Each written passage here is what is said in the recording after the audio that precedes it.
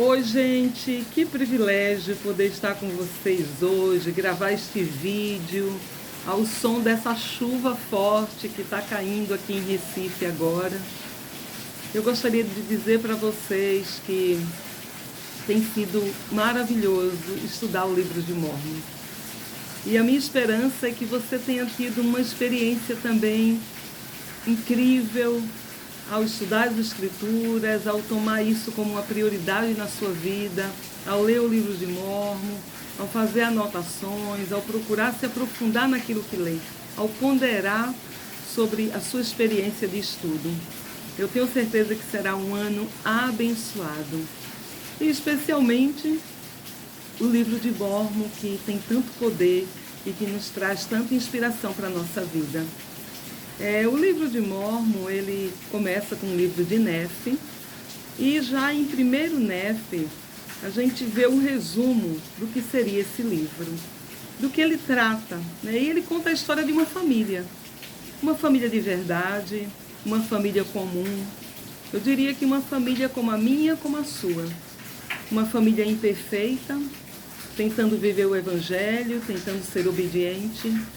Uma família com filhos diferentes. Uma família enfrentando os seus desafios. É isso que acontece no livro de Mórmon. A gente tem a família de Leí, 600 anos antes de Cristo. Essa família que vivia em Jerusalém, na mesma época do profeta Jeremias e de outros profetas, do rei Zedequias, quando Jerusalém está prestes a ser destruída. A gente sabe que não demora muito para que o rei Nabucodonosor torne a cidade de Jerusalém como refém. Ele vai sitiar a cidade, ele vai queimar a cidade, ele vai perseguir. Ou seja, e Leí está aí como um profeta nessa época. E é a partir desse momento que Leí recebe revelação para sua família. Ele sabe que Jerusalém será destruída. Ele tenta prevenir os habitantes de Jerusalém que não acreditam e tentam matá-lo. E por isso ele foge do conforto do seu lar, onde ele tinha ali todas as suas comodidades, os seus pertences, e vai em direção a um lugar desconhecido, né, que o Senhor iria orientá-lo. Então, gente, é muito impressionante a fé de Leí, a fé desse homem, deixar tudo para trás com a sua família e seguir, né, e seguir para o desconhecido.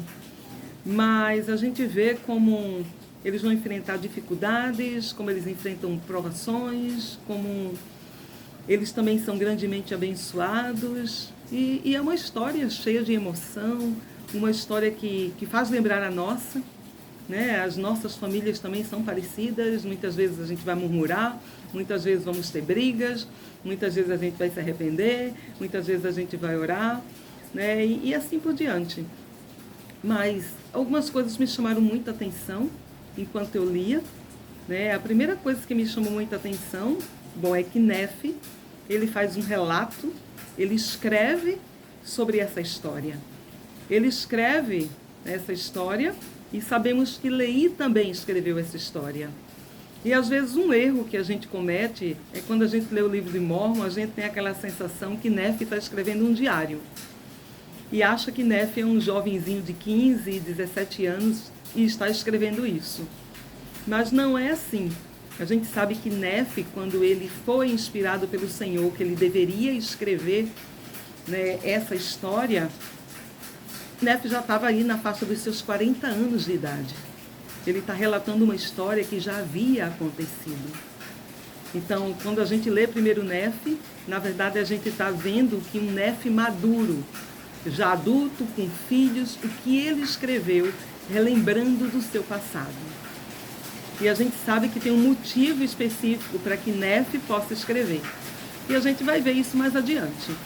Mas enquanto Nefe escreve e ele relembra essa história, que deve ter sido para ele também uma experiência maravilhosa, lembrar das dificuldades e de como eles foram abençoados pelo Senhor. E inclusive ele fala disso, né? Ele fala bem no versículo 1 sobre ele ter nascido de bons pais. Ele fala sobre que recebeu alguma instrução do seu pai, que o seu pai o instruiu da melhor maneira, como os pais fazem, né? instruir os seus filhos no conhecimento que eles têm, da melhor maneira possível. Ele fala que, embora ele tenha passado por muitas aflições com a sua família no deserto, eles foram altamente favorecidos. E a gente fica pensando, como é que eu posso passar por muitas provações e ao mesmo tempo ser altamente favorecido? Ou seja, reconhecer essas bênçãos de Deus. É algo que Nefe, Leí, faz constantemente. Ele diz que durante esse tempo ele aprendeu a conhecer a bondade e os mistérios de Deus. Então, olha que privilégio. Nefe, através de sua própria experiência, ele aprendeu, através dele mesmo, a reconhecer a bondade e aos mistérios de Deus. E ele continua, porque a gente sabe que quando Leí conta toda a visão que ele tem, todo o sonho de Jerusalém ser destruída, tudo que o Senhor havia instruído ele, Nefe, ele tem um desejo de saber se aquelas coisas que o pai dele sabia eram verdadeiras. Então é muito interessante porque as escrituras dizem aqui, em 1 Nefe 2,16, exatamente isso, desse desejo de Nefe. 2,16 diz assim: e aconteceu que eu, Nefe, sendo muito jovem, embora de grande estatura, e tendo também grande desejo de saber dos mistérios de Deus, clamei, portanto, ao Senhor, e eis que ele me visitou, e esterneceu meu coração, de maneira que acreditei em todas as palavras que meu pai dissera. Então, olha só, o pai dele sabia, mas Nefe queria saber. Ele queria saber por ele mesmo. E aí o que ele faz? Tendo esse grande desejo, ele clama ao Senhor. Ele orou com todo o seu fervor. E nesse momento, eis que ele me visitou. Então Nefe, ele tem o privilégio de saber, de ver as coisas que o seu pai viu. Então, o que nós aprendemos com isso? Primeira coisa, a gente precisa ter o desejo. E depois a gente precisa clamar a Deus. Então, seja lá, aquilo que nós realmente queremos saber, tendo um desejo justo, saber se a igreja é verdadeira, ter uma resposta, saber se aquela é a pessoa, que eu devo me casar. Então, são tantas as situações na nossa vida que a gente vai precisar de revelação pessoal e que a gente precisa desejar saber e clamar ao Senhor por uma resposta. E por conta disso, Nefe teve experiências espirituais grandiosas que os seus irmãos não tiveram. E a gente fica pensando assim, que diferença fez esse desejo de Nefe? Porque os irmãos foram criados na mesma família, Lamã e Lemuel. A gente está tratando de um mesmo pai, que ensinou as mesmas coisas.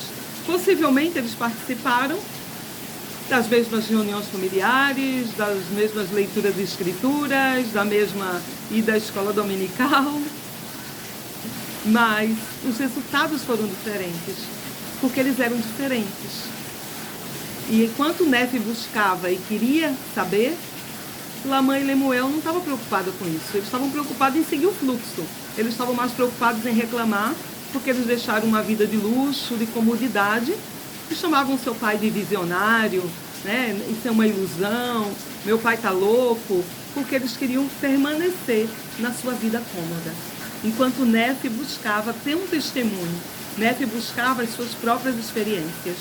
Então que a gente possa pensar, qual é a diferença de eu saber por mim mesmo?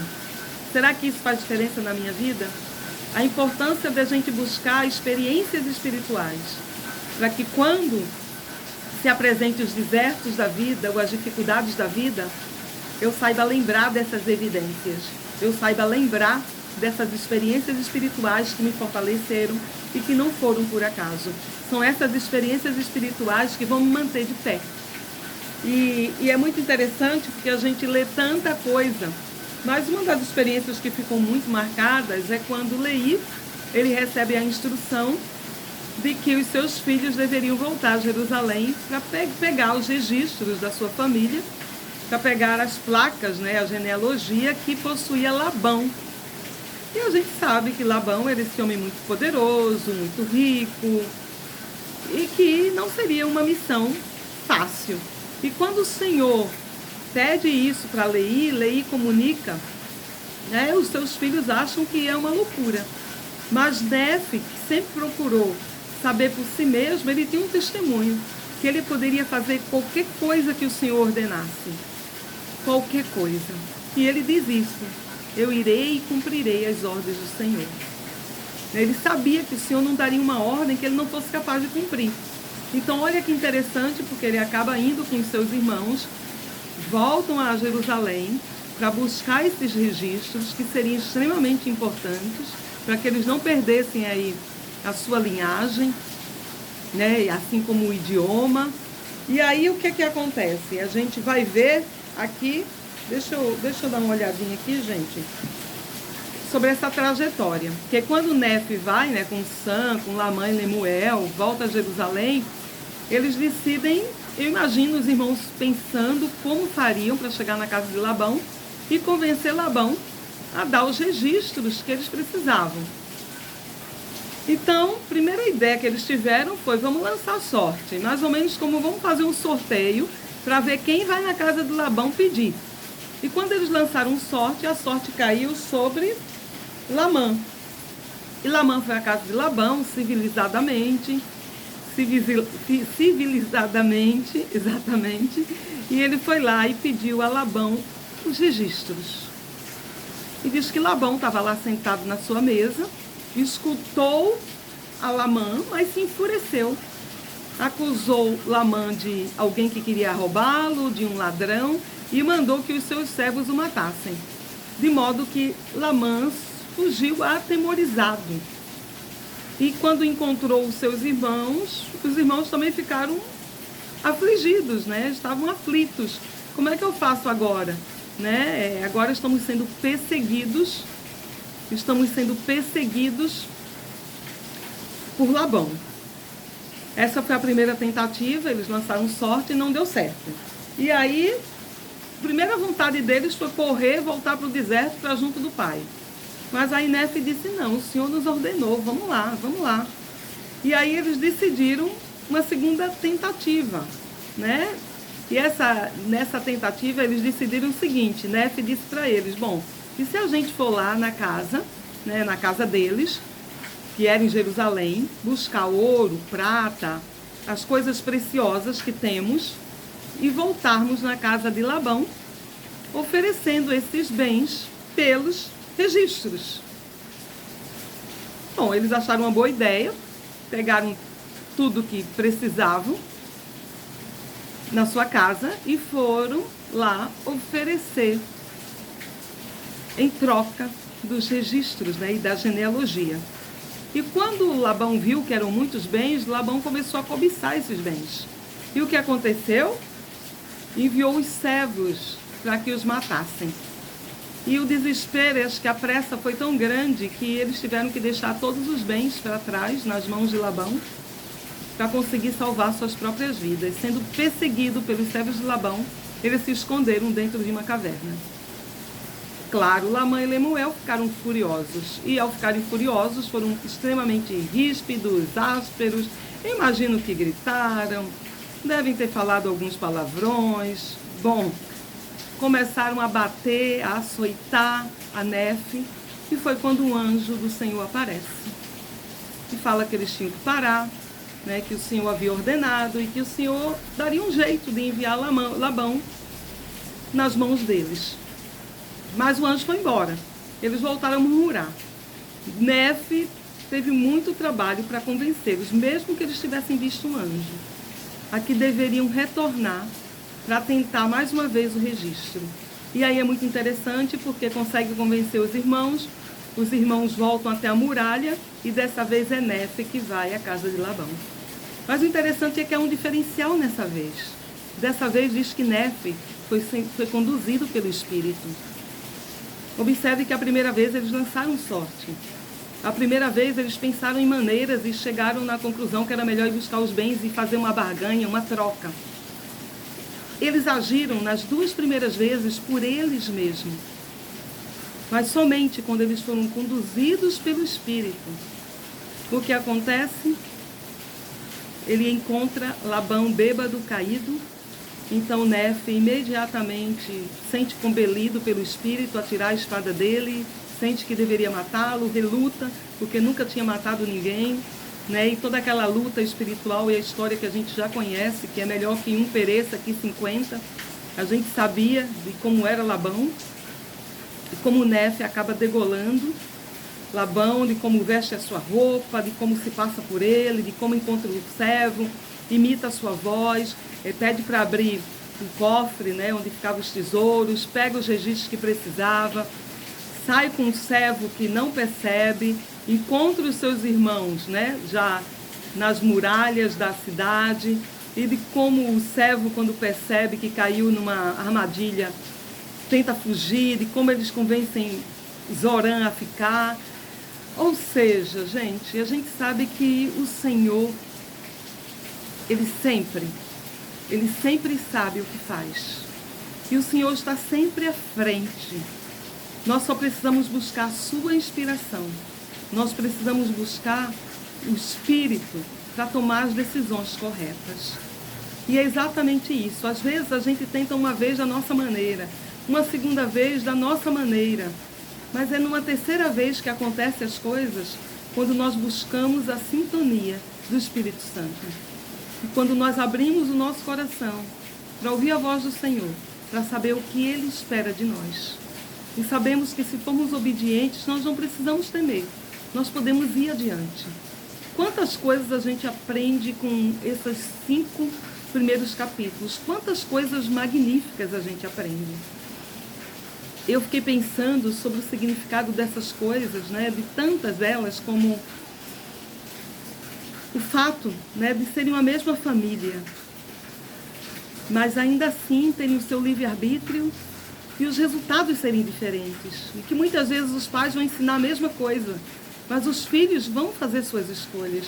E os pais podem ficar leves, não precisam se sentir culpados por isso. Porque no final das contas, nós temos o nosso livre-arbítrio. Nós escolhemos. Eu fiquei pensando também sobre a gratidão que tinha Leí. E como ele se alegrou quando ele viu seus filhos retornarem. Como a sua esposa que já estava sem esperança. Como ele agradeceu a Deus. Como ele rendeu graças. E como a gente precisa render graças todos os dias. Nas pequenas e nas grandes coisas. A gente precisa render graças pela chuva que cai, que molha o solo, que faz com que a gente germine as sementes, que a gente tenha uma boa colheita, o ar que a gente respira, pelo ar que fica mais limpo, poder respirar. Agradecer pelas pequenas coisas, no momento que a gente levanta, no momento que a gente diz assim, vou fazer a minha oração, no momento que a gente diz, olha, eu tenho um alimento para comer, eu tenho uma pasta de dentes, eu tenho uma roupa para vestir. A gente precisa ser realmente muito grata ao Senhor por tudo o que Ele nos dá. E a gente vê essa família exemplar, que deixa todas as suas comodidades e como diz que o meu pai habitou numa tenda. Ele habitou com muito pouco, mas o Senhor não deixou faltar nada, não deixou faltar o necessário para que eles sobrevivessem. E apesar das suas aflições, eles foram muito favorecidos. A gente também vê o livro de Mórmon, à medida que a gente vai lendo esse livro, a gente vai adquirindo um testemunho dele. E é muito interessante, por quê? Porque tudo está muito conectado. O Evangelho está todo conectado, o plano de Deus está todo conectado. E veja bem, Leí, ele também fez um registro. Ele fez um registro detalhado, de suas profecias, de suas visões, da saída de Jerusalém, tudo isso. E nós sabemos que o Senhor inspirou Nefe a também fazer um resumo desse registro, e que Nefe fazia e não sabia o porquê. E essa inspiração veio quando Nefe estava aí com uns 40 anos, já fazia 30 anos, mais de 30 anos, que eles tinham saído de Jerusalém. Mas tudo tinha um propósito. E vamos relembrar esse propósito?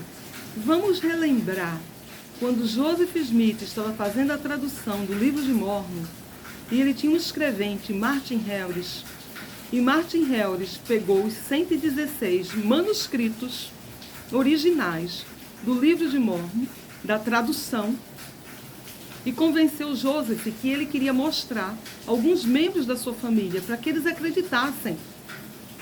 E Joseph, após relutar muito, deu esses manuscritos originais para Martin Hellis. Todos nós conhecemos essa história. O que aconteceu? Esses registros foram perdidos. E Martin Hellis voltou desesperado para Joseph. E Joseph lamentou porque o Senhor tinha dito a princípio, né, que ele não deveria entregar. Joseph lamentou, chorou, minha alma está perdida, não sabia o que fazer. Mas, enfim, Joseph continuou com a tradução. Agora o seu escrevente já era Oliver Calder. E quando eles terminaram a tradução do livro de Mórmon, eles decidiram orar ao Senhor e perguntar o que fazer. Se eles deveriam novamente traduzir aquelas 116 páginas, ou o que eles fariam com aquela lacuna daqueles 116 manuscritos ali, né, que foram perdidos. E o Senhor revelou que eles não deveriam traduzir de novo. Por quê? Porque aqueles manuscritos tinham caído em mãos de opositores da igreja. E eles estavam manipulando esses manuscritos, alterando o que estava escrito. Se Joseph fizesse uma nova tradução, eles poderiam aparecer com os manuscritos para tentar dizer que o livro de Mórmon era falso. E trazer uma versão diferente, que não foi inspirada pelo Senhor e modificada. Então, nós sabemos que esses 116 páginas eram um livro de Leí. Exatamente. Era o livro que Leí escreveu. Mas aí o Senhor revelou a Joseph que o livro de Nefe continha um resumo dessas 116 páginas, que era o livro de Leí. E por ser um livro diferente, os opositores da igreja não teriam como manipular, como adulterar. E que era esse livro de Nefe que ele deveria colocar no lugar das 116 páginas perdidas, que é o resumo que temos. Gente, dá para vocês entenderem isso? Ou seja, o Senhor tem um plano B sempre. Ele já sabe o fim desde o princípio. Ele já sabia que seria perdido. Ele já sabia. Isso eu estou falando, gente, de muitos anos atrás. Muitos anos antes de Cristo. E aí ele inspirou Nefe, escreva. Talvez Nefe tenha dito, mas meu pai já está escrevendo, por que eu vou escrever a mesma coisa? E dá trabalho. E não era hoje como a gente tem papel, caneta, lápis, borracha. Gente, dava trabalho gravar naquelas placas. Mas ele obedeceu, Senhor. E como eu sou agradecida a Nefe por isso. E graças à obediência dele, nós podemos ter o livro de Nefe hoje, onde ele faz esse resumo do livro do pai dele, porque ele viveu a mesma coisa, ele só escreveu com as palavras dele. E hoje nós podemos ter mais uma evidência de como o Senhor sabia tudo desde o princípio. E como o Senhor revelou anos depois a Joseph do que os seus opositores pretendiam e de como o livro de Mórmon chegou às nossas mãos e os opositores não tiveram como tentar dissimular ou perseguir ou dizer esse livro é um livro falso. Eu não tenho dúvidas que o livro de Mórmon é a palavra de Deus. E quando eu penso em Joseph, um rapaz do campo com pouca instrução, que tinha muito pouco conhecimento, ele nunca poderia ter escrito esse livro. Nunca poderia por ele mesmo. E ter um conhecimento tão amplo, e é até difícil, né, a gente expressar em palavras o significado e a importância de Joseph nesse evangelho, na restauração, desde a sua oração, desde a tradução, né, de como ele não teria condições de sequer a tradução de uma língua que ele não conhecia, quanto mais escrever, de como a tradução foi totalmente inspirada, né, pelo dom e poder de Deus. Que a gente possa ler o livro de Mórmon, que cada página seja um testemunho, seja uma evidência do amor de Deus por nós, da misericórdia dele por nós. Que a gente possa ler esse livro com fé. e com o desejo de mudar na nossa vida, com o desejo de confiar no Senhor, com o desejo de ser obediente, de saber que o Senhor cumpre as suas promessas, Ele cumpriu na vida de Leí, Ele cumpre na vida daqueles que são obedientes e daqueles que querem seguir o correto, daqueles que querem saber por si mesmo, daqueles que querem pôr à prova a palavra de Deus e exercitar e viver suas experiências espirituais e guardá-las no seu coração e experimentar isso diariamente. Que possamos ter um coração grato pelo sacrifício daqueles que escreveram este livro, daqueles que guardaram este livro, que preservaram, que traduziram para que chegassem até nós e que está tão cômodo para a gente. É tão fácil a gente só pegar ali da estante, pegar da cabeceira e simplesmente abrir e ler. Abrir, ler e sentir esse espírito, esse banquete espiritual. E perguntar a Deus, é verdade? Faz-me sentir e mudar a nossa vida. Eu espero que a gente possa ter muitas inspirações e muitas bênçãos ao estudar juntos este livro este ano. Uma boa semana!